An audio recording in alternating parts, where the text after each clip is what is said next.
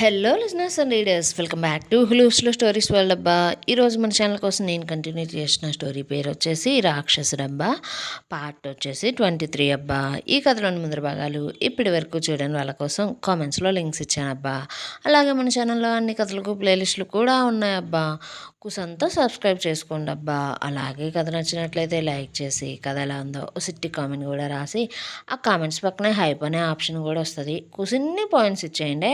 మరి మనం ఈరోజు కథలోకి వెళ్ళిపోదామా? గతం తెలుసుకున్న నీరజ అందులో తనకున్న అనుమానాల గురించి నందాతో మాట్లాడదామని అతని దగ్గరికి వెళ్ళగా నందా తాగిన మత్తులో నీరజ మీద అమితమైన ప్రేమను చూపిస్తూ ఆమెతో శారీరకంగా రెండవ రాత్రి గడుపుతాడు. ఇంకోవైపు తేజ్కి దక్షిత అనే అమ్మాయి రక్తం ఇచ్చి ఆపరేషన్ చేయిస్తుంది. అలాగే అతని కోసం దేవుణ్ణి శ్రద్ధగా ప్రార్థిస్తూ ఉంటుంది. తెల్లవారుజాముకు ఇంటికి చేరుకున్న మారుతి నంద 4వ ఫ్లోర్కి వెళ్ళి నందా కోసం వెతుకుతూ ఉంటే ఆ ఫ్లోర్ నుండి కిందికి దిగుతున్న నీరజను చూస్తూ గంభీరంగా, ఏ అమ్మాయి, ఈ సమయంలో ఇక్కడ నువ్వేం చేస్తున్నావు? ఈ ఫ్లోర్లో ఉండే నర్సు ఇంకా ఆ మంచం మీద సగం చచ్చిన శవంలా పడి ఉన్నవాడు ఎక్కడా? వాడి కోసం వచ్చిన కొత్త నర్సువా ఏంటి నువ్వు? అంటుంటే ఆ మాటలు విన్న నీరజ కోపంతో, అసలు ఇంతకీ నువ్వెవరు? మాటలు మంచిగా రానివ్వకుండా ఇలా మాట్లాడుతున్నావేంటి? మంచం మీద కదలకుండా పడి ఉంటే వాళ్ళను శవాలు అంటారా ఏంటి? అలా అంటారని నీతో ఎవరు చెప్పారు? కదలకుండా మంచం మీద ఉన్న వాళ్ళను శవాలతో పోల్చమని ఏ రాజ్యాంగంలోనన్నా రాసుందా? మంచి బుద్ధి మంచి మనసు లేని వాళ్ళే నిజమైన శవాలు అవుతారు. అందుకనే మీరు అలాంటి వారి గురించి ఇలా మాట్లాడుతున్నారు అంటూ అతనికి ఎదురు సమాధానం చెప్పడంతో మారుతినంద కోపంగా నీరజ చెయ్యి పట్టుకుని, నీకెంత పొగరే? ఆఫ్టర్ ఆల్ నువ్వు ఒక్క నర్సువి, అలాంటి నువ్వు నాకే ఎదురు చెప్తావా? ఎంత ధైర్యం ఉంటే నువ్వు నీ నోటికి వచ్చినట్లు నాతోనే మాట్లాడతావు? నీ సంగతి చెప్తా ఉండు అంటూ ఉంటే నీరజ ఆమె చేతిని మారుతినంద చేతి నుండి చాలా బలంగా ఒక్కసారిగా లాగేసుకుని, చూడు, నువ్వెవరైతే నాకేంటి? నా మామయ్యను బ్రతికుండగానే నువ్వు శవం అంటుంటే నేను అసలు ఎలా ఊరుకుంటా? నువ్వు ఇంకొక్కసారి ఈ మాట మాట్లాడేవా అనుకో, చెమడాలొలుస్తా అనడంతో ఆ మాటలు విన్న మారుతినంద, మామయ్య, గోపీనంద నీకు మామయ్య అంటే నువ్వు నంద పెళ్లి చేసుకున్నా అంటూ అనుమానంగా ఆలోచిస్తూ ఆమెను పైనుంచి కింద దాకా చూస్తూ మాట్లాడుతూ ఉంటే నీరజ, హా, నేనే నంద భార్యను. ఇప్పుడు నా పేరు నీరజ నిరుపం నంద. ఇంతకీ నువ్వెవరు? ఇంత పొద్దున్నే ఇక్కడ నువ్వేం చేస్తున్నావు?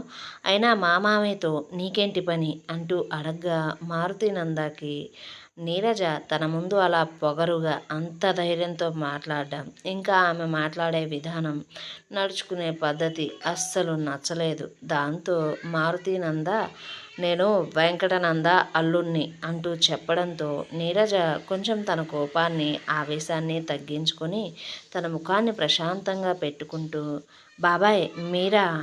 మీరెవరో నాకు తెలియక ఆ విధంగా మాట్లాడాను. మీరేమీ అనుకోవద్దు మీ మీద కోపం తెచ్చుకున్నందుకు. అయినా మీరేంటి ఇలా వచ్చారు? మీరు రావడానికి ఇంకా 10-15 రోజులు పైనే పడుతుందని షియ చెప్పింది. కానీ మీరు ఇంతలోనే వచ్చేశారు. పైగా వచ్చి రావడంతోనే మామయ్య కోసం ఇలా పైకి వచ్చి మరీ మామను ఆ విధంగా తక్కువ చేసి ఎందుకు మాట్లాడుతున్నారు? తనను సెవెన్తో మీరెందుకు పోలుస్తున్నారు? మీరు ఇలా పోల్చడం వల్ల నాకు మీ మీద కోపం వచ్చింది బాబాయ్. అందుకే నీతో అలా మాట్లాడా. నన్ను తప్పుగా అనుకోవద్దు అంటూ ఉంటే దాంతో నీరజను చూసిన మారుతినందాకి ఓ విషయం బాగా అర్థమైంది. నీరజ ఆవలిస్తే పేగులు లెక్క పెట్టే రకమని. ఆమె తీరు, ఆమె మాట్లాడే విధానం, తన పద్ధతి అలాగే ఉంది. మారుతినంద మనసులోనే, ఛ ఛ, అనవసరంగా దీన్ని కొత్తగా వచ్చిన నర్స్ అనుకుని దీని ముందు వాడి గురించి నోరు జారేశా. ఇప్పుడు ఇది నా మాటల్లోని తేడాని కనిపెట్టేసింది అనుకుంటూ, అదేమీ లేదు, నాకు గోపీనందాకి ఉన్న ఫ్రెండ్షిప్ అలాంటిది, అందుకే ఆ విధంగా మాట్లాడా. అయినా నువ్వు ఇక్కడ ఉన్నావేంటి? నందా ఎక్కడ? ఇంట్లో ఎక్కడా కనిపించడం లేదు అంటూ ఉంటే నీరజ కావాలనే మారుతి నందా ముందు, నందా బావ నందిని వదిన గదిలో ఉన్నాడు అంటూ చెప్పి మారుతి నందని క్షుణ్ణంగా గమనిస్తూ ఉంది. మారుతి నంద, నందిని గదిలోనా? అంటే ఇప్పుడు నువ్వు కూడా ఇప్పటి వరకు అక్కడ ఆ గదిలోనే ఉన్నావా? నీరజ నిన్ను నందా గదిలోకి రానిచ్చాడా అంటూ అనుమానంగా అడగ్గా నీరజ హా అవును బాబాయ్ ఇప్పటిదాకా అక్కడే ఉన్నా. అయినా నా భర్త ఎక్కడుంటే అక్కడే కదా నేనుండేది.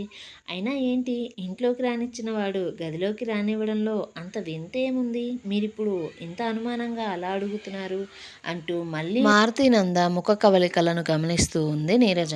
కానీ మారుతీనంద ఆమె మాటలను విని ఎలాంటి భావం లేకుండా వెంటనే నందా దగ్గరకు బయలుదేరాడు. నీరజకు ఎందుకో మారుతీనందతో జరిగిన పరిచయంలో అంత మంచిగా అనిపించలేదు సంభాషణ అంతా. పైగా అతని పద్ధతి కూడా కొంచెం తేడాగా అనిపిస్తూ ఉంది ఆమెకు. దాంతో ఆమె ఆ విషయమే ఆలోచించుకుంటూ కిందికి పోయి పనిలో పడిపోయింది. మారుతీనంద నందిని రూమ్ డోర్ దగ్గరికి వచ్చి లోపల చూడగా ఆదమర్చి నిద్రపోతున్న నందను చూస్తూ ఆ రూమ్లో ఏం జరిగి ఉంటుందో అని ఆ రూమ్ వాతావరణం మొత్తం గమనించగా ఆ మంచం తీరు ఇంకా ఆ చుట్టుపక్కల పరిస్థితి చూసి అతనికి బాగా అర్థమైంది వారిద్దరి మధ్య భార్యాభర్తల బంధం కూడా అప్పటికే ఏర్పడింది అని. అలాగే వారిద్దరి మధ్య ప్రేమ ఎంత గట్టిగా ఉందో కూడా అతనికి బాగా అర్థమైంది. దాంతో మారుతీనందకి అదంతా కొంచెం షాక్గా అనిపిస్తూ ఉంది.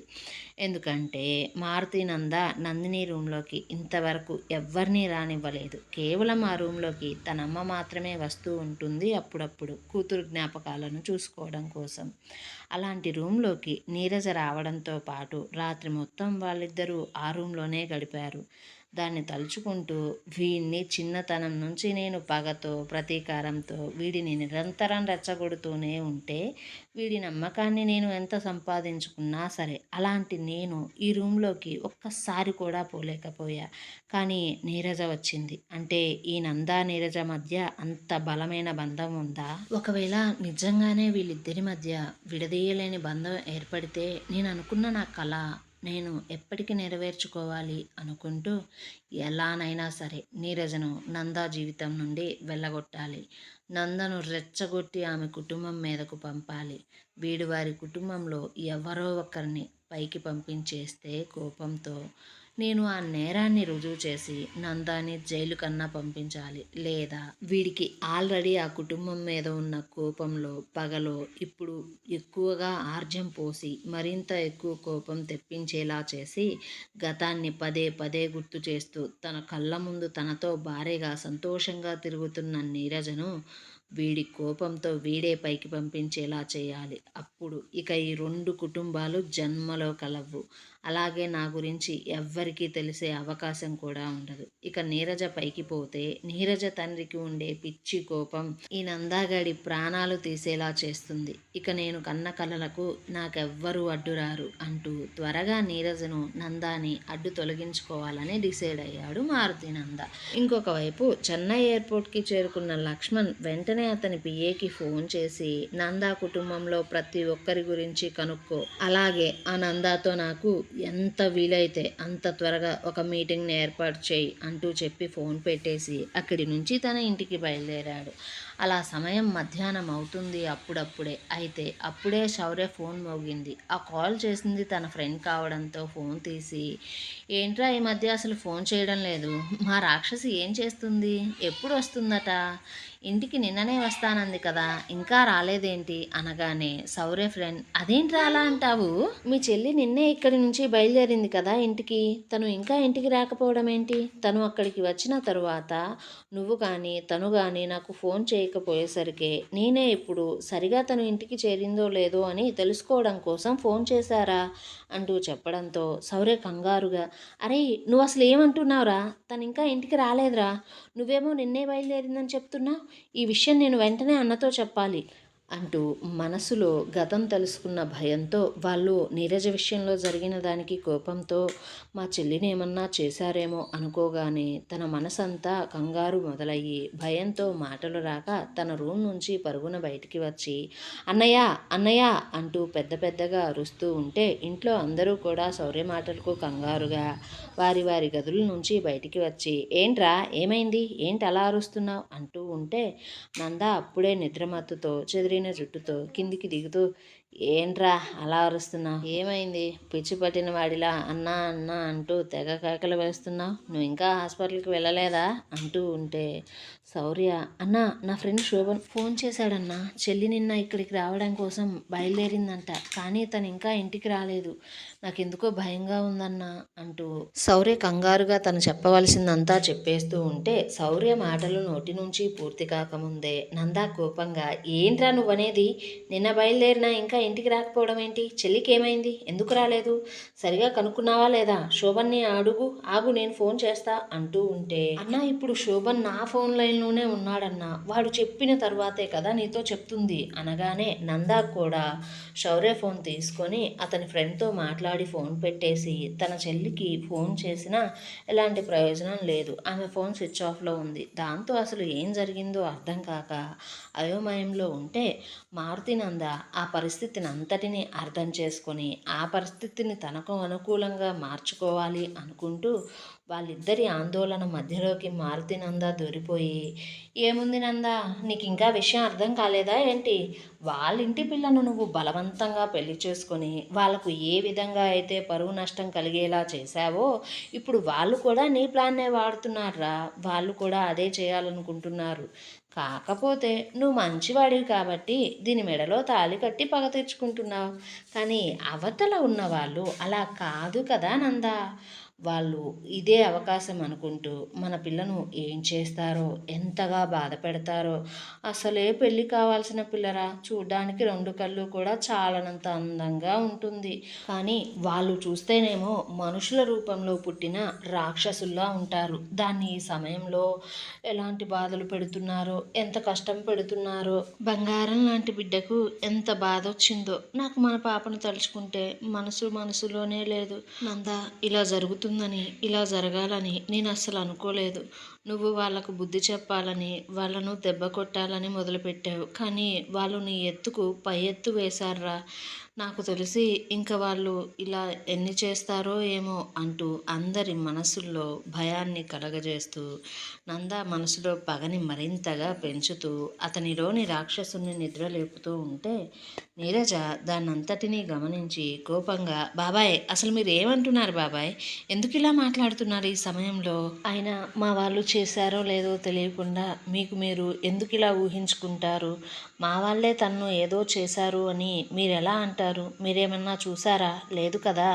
అయినా మా వాళ్ళు అలాంటి వాళ్ళు కాదు బాబాయ్. మీరు ఇలా ఏమీ తెలియకుండా ఎలా పడితే అలా మాట్లాడడం మంచిది కాదు. ఏం జరిగిందో తెలుసుకోకుండా ఇలా ఎందుకు అనవసరంగా నిందలు వేస్తూ లేనిపోని అనుమానాలను పుట్టిస్తూ ఎందుకు అందరికీ కోపం తెప్పిస్తున్నారు అంటూ ఉంటే మారుతి నందాని మరింతగా రెచ్చగొడుతూ, మీ వాళ్ళు ఎలాంటి వాళ్ళో ఇక్కడ అందరికీ తెలుసు. తోడబుట్టిన దాన్ని పసుపు కుంకాలను తుడిచివేయాలని చూశారు.